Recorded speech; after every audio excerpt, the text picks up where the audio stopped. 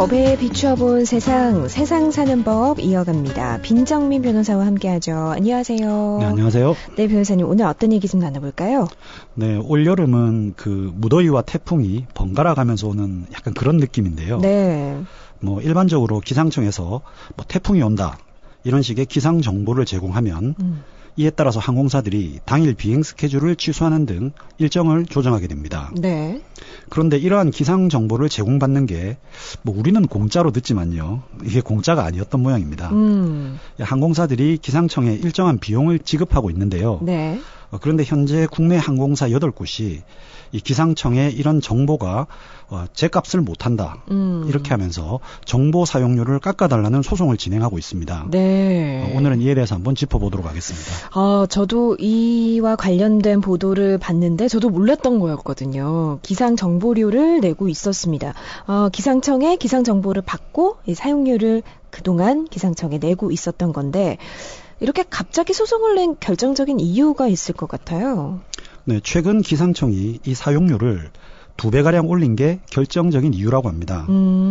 현행법상 다른 기상 정보는 민간 사업자도 제공할 수 있지만 항공 기상 정보는 안전 등을 이유로 기상청만 제공할 수 있도록 규정되어 있는데요. 네. 이에 따라서 기상청은 2005년부터 항공사에 기상 정보 사용료를 부과해 왔습니다. 네. 그런데 갑자기 지난해에 이걸 2배가량 올리게 되자 항공사들이 반발을 하면서 지난해 2018년에 행정소송을 제기하게 된 것이죠. 네, 그렇군요. 그러니까 정확하지도 않고 오보가 많아서 우리도 손해 많이 봤다. 근데 사용료까지 올린다? 그래서 이제 항공사들이 못 참고 소송을 내게 된 건데 정확히 어떤 건가요? 그러니까 손해를 보상해달라는 소송인가요? 아니면 사용료 올리지 못하게 해달라, 싸게 해달라 이런 소송인가요? 네, 항공사들이 제기한 행정소송은 정보 사용료 인상 처분 취소 소송. 즉 사용료를 인상한 것이 과도하니까 이것을 취소해달라는 소송이었습니다. 네. 그 소송을 하는 과정에서 인상이 부당하다는 주장의 근거로 기상청이 잘못된 정보 제공으로 자신들도 많은 손실을 보았다. 이런 주장을 하게 된 것이죠. 네, 그렇군요. 자, 먼저 값어치를 못한다라는 건데 항공사들이 기상청의 기상 정보를 받고 지금 어느 정도 돈을 내고 있는 거죠? 이게 인상이 된 게 2018년 6월 1일부터인데요. 네.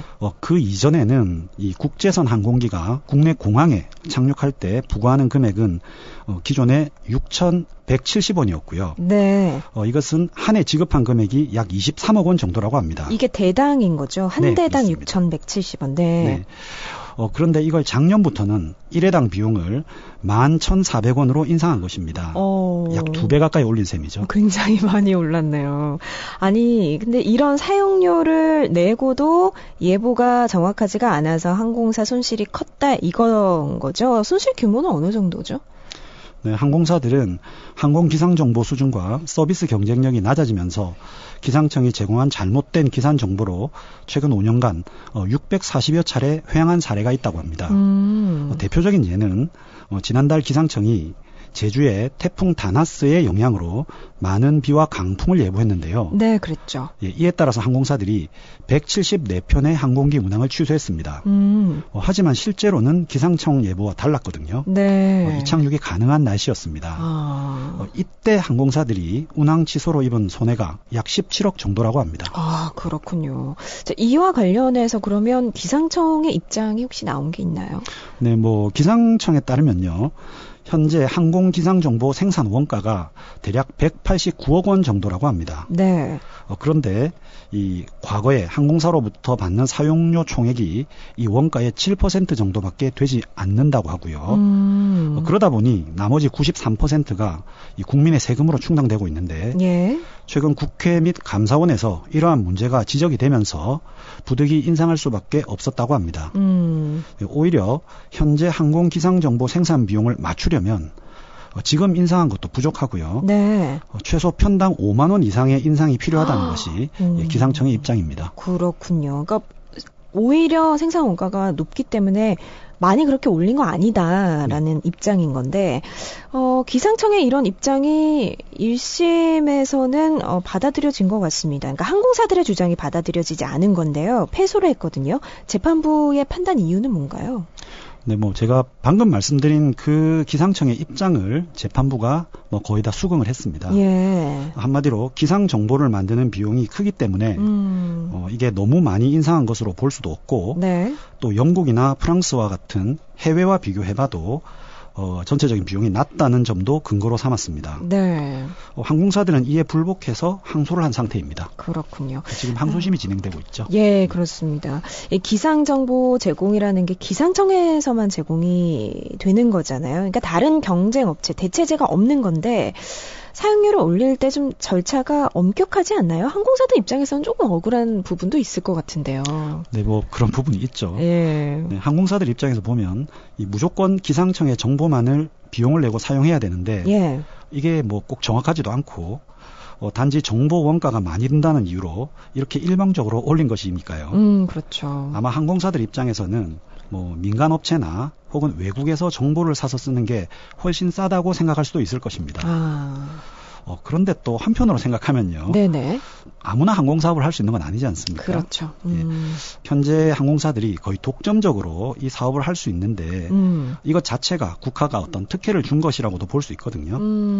그러다 보니 이 자신들이 완전한 민간 기업체처럼 비용과 손익만을 주장하기도 힘든 상황입니다. 네. 여러 가지 면에서 좀 검토할 것이 많은 사안으로 보입니다. 그러네요. 그 부분도 좀 검토를 해봐야겠네요, 정말. 지금 항소심이 진행 중입니다. 변호사님 어떻게 전망하세요?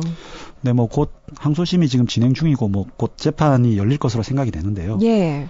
1심에서는 이번 사용료 인상 과정에서 뭐 뚜렷한 절차 위반은 없었다라는 취지의 판결이 있었고요.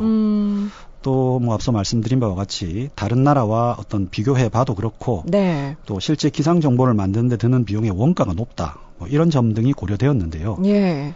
뭐 항소심의 경우에도 만약에 이를 뒤집을 만한 새로운 증거가 나오지 않으면 네. 이 행정소송의 특성상 뭐 결과가 뒤집히기가 조금 어렵지 않나 하는 생각이 듭니다. 그렇군요. 예. 자, 오늘 첫 번째 이슈 살펴봤고요. 하나만 더 보겠습니다. 지금 부산에서요, 집단으로 A형 간염 환자가 발생했습니다. 100명이 넘어섰다 이런 수치가 지금 나오고 있는데 시가 추측하기로는 이 한 식당에서 다들 이 중국산 조개젓갈을 먹고 발병했다고 지금 추정하고 있습니다. 이분들 모두 같은 식당에서 음식을 먹어서 발병했기 때문에 피해를 입으신 분들 보상 받을 수 있을까요? 네, 뭐 일단 언론 등에서 알려진 바에 따르면 특정 식당에서 특정한 기간에 뭐 특정한 음식, 즉 조개젓갈이죠. 예. 조개젓갈을 섭취한 사람들이 집단으로 발병한 것이라고 하는데요. 네네. 이러한 사실이 모두 뭐 사실로 판명이 된다면 아마 손해배상을 받을 수 있지 않을까 생각이 됩니다. 근데 문제는 지금 이 문제 조개젓갈이 이미 그 해당 식당에서 폐기한 상태라서 지금 원인 조사에 굉장한 어려움을 겪고 있다고 하거든요. 근데 이게 입증 책임이 누구한테 있는 건가요? 소비자에게 있는 건가요? 아니, 그리고 원인이 정확하게 밝혀지지 않으면 보상이 어려운 건가요? 네, 사실 원칙적으로 이 네. 입증 책임은 소비자에게 있습니다. 아, 그래요? 즉 소비자 측에서 자신들의 발병 원인이 조개젓갈 때문이라는 점에 대한 증거를 재판부에 제출해야 됩니다. 그런데 말씀하신 바와 같이 이 식당 주인은 조개젓갈을 이미 모두 폐기를 했다고 하고요. 네. 만약 소송 절차에 들어가면 이 식당 측은 조개젓갈 때문이 아니라는 주장을 할 확률이 커 보이고요. 또 실제 식당 측이 가입한 보험사 측도 이러한 이유로 보험금 지급을 거절하고 있다는 소식도 들려오고 있습니다. 예. 그러다 보니 아무래도 소송을 하는 게 뭐 그렇게 쉽지만은 않다고도 볼 수 있는데요. 네. 하지만 통상 이런 사안의 경우에 이 재판부에서 입증 책임을 다소 완화시켜 주기도 합니다. 이를테면 앞서 말씀드린 바와 같이 특정한 기간 동안에 특정한 식당에서 식사를 한 사람들이 공통적으로 같은 병이 발병되었다는 사실. 예. 뭐 이건 사실 증명이 비교적 쉽게 가능할 걸로 생각이 되죠. 그렇죠. 이 정도만 입증이 되면은 네. 재판부에서 입증 책임을 완화를 시켜서 손해배상 책임을 인정해 줄 확률이 좀 커 보입니다. 그리고 뭐 보험사 측도 통상적으로 일단은 저렇게 보험금 지급을 좀 미루는 경향이 있습니다. 아, 그래요. 예, 저도 좀 많이 이런 일을 접해봤는데요. 네. 이렇게 좀 애매한 사건의 경우에는 뭐 지금은 못 주고 뭐 법원에서 판결이 나오면 주겠다. 뭐 이런 태도를 보이면서 보험사가 좀 버티는 경우가 많습니다. 그래요. 예, 그래서 아마 판결이 나오면 뭐 그제서야 지급을 하지 않을까 생각이 되는데요. 네, 네. 어떻든 간에 이 소가 어떻게 진행될지를 지켜볼 필요가 있어 보입니다. 네, 그러게요. 이번 경우가 이제 집단으로 발병한 사례인데 요즘 워낙 휴가철의 피크라서 피서지에 있는 식당에서 음식 먹고 뭐 식중독에 걸렸다. 만약에 이런 경우가 생긴다면 음식점 주인에게 손해배상 청구할 수 있나요? 네, 뭐 원칙적으로는 가능합니다. 네. 하지만 사실 이런 사안은 제대로 준비를 하지 않으면은 충분한 손해배상을 받는 것이 사실 쉽지만은 않습니다. 이번 사안, 즉 집단으로 발병한 사례의 경우에는 네. 나 말고도 다른 사례들이 많기 때문에 오히려 입증이 쉬워서 그 손해를 인정받기가 상대적으로 쉬운데요. 네. 개인적으로 나만 탈이 난 경우는 사실 그런 부분에서 좀 입증하기가 쉽지가 않습니다. 그렇죠. 뭐 당연한 말이지만 식당 주인들도 쉽게 인정을 하지 않으려고 하고요. 뭐 이건 제 개인적 경험인데요. 네. 저도 과거에 그 양가 부모님들 모시고 한 횟집에서 식사를 했는데요. 네. 그날 밤에 양가 부모님들이 모두 식중독으로 응급실에 실려가셨습니다. 정말요. 그래서 제가 따지러 갔더니 예. 식당 주인이 오히려 뭐 우리 집 음식 때문이라는 증거가 있느냐 보상 못 해준다라고 하더라고요. 하도 말이 안 통해서 네. 제가 뭐 이야기를 하는 과정에서 제가 변호사라고 신분을 밝혔더니 예. 오히려 당신 변호사라고 지금 나를 협박하느냐. 예, 뭐 이런 식으로까지 나와서 제가 적잖이 당황했던 기억이 있습니다. 아이고. 네, 그래서 할 수 없이 제가 이제 부모님들 진단서와 식당 결제 내역 같은 걸 준비를 해서 뭐 소재기를 준비하면서 네. 내용 증명을 한번 보냈습니다. 예. 그러니까 이제 그제서야 음식값이랑 병원비 정도 제가 지급받았던 기억이 납니다. 그러셨군요. 네. 사실 저는 제 심정적으로는 조금 끝까지 하고 싶었는데 네. 양가 부모님들이 말리셔서 그냥 그 돈을 받고 끝을 냈는데요. 뭐 공부 삼아서 끝까지 소송을 한번 해볼 걸 하는 생각이 지금도 조금 듭니다. 네네. 뭐 말이 조금 길었습니다만은 우선 식중독 증상 뭐 이런 것들이 있으시면 네. 빨리 병원에 가셔서 진료 확인서나 진단서를 확보하시고요. 예. 그리고 해당 식당에서 식사하신 카드 사용 내역 같은 것도 준비를 하시고 예. 가급적이면 어떤 음식을 드셨는지도 확보하시면 훨씬 소송에 도움이 되십니다. 그렇군요. 예. 그리고 빨리 그 몸이 좋지 않은 증상이 나타났을 때 빨리 식당 주인을 찾아가셔서 네. 사실관계를 확인하는 대화도 하시고요. 예. 필요하다면 녹음도 해두시는 게 좋습니다. 그렇게 준비를 잘 하셔야만 억울한 일을 예방하실 수가 있습니다. 네. 어찌됐든 이런 일 안 당하시는 게 최선입니다. 그렇습니다. 예. 조심하시고요. 네, 오늘은 두 가지 이슈 가지고 함께 세상 사는 법 살펴봤습니다. 지금까지 빈정민 변호사였습니다. 고맙습니다. 감사합니다.